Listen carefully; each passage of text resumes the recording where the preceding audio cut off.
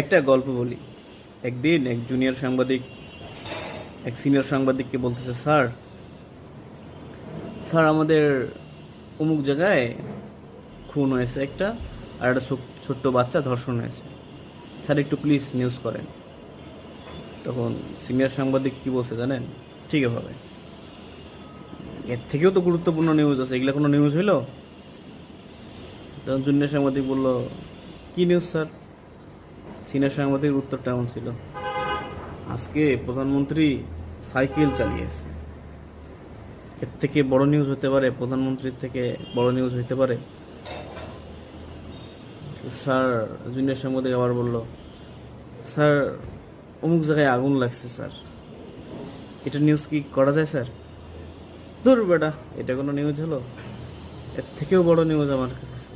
Junior সাংবাদিক বলল, sir কি স্যার, একটু শিখাই দেন। বোকা, আজকে প্রধানমন্ত্রীর বিড়ালটা 2 ধাপ মাটি লাফ দিয়ে উপরে উঠছে।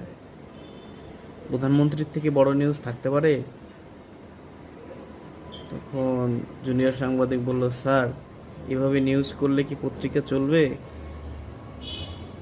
জনগণ আমাদের কথা বিশ্বাস করবে? তখন কি বলল জানেন? আমরা হলো পত্রকার, আমরা যা খাওয়াই তাহাই মানুষ খায়। তখন জুনিয়র সাংবাদিক হাসলো। সে কি বলল জানেন?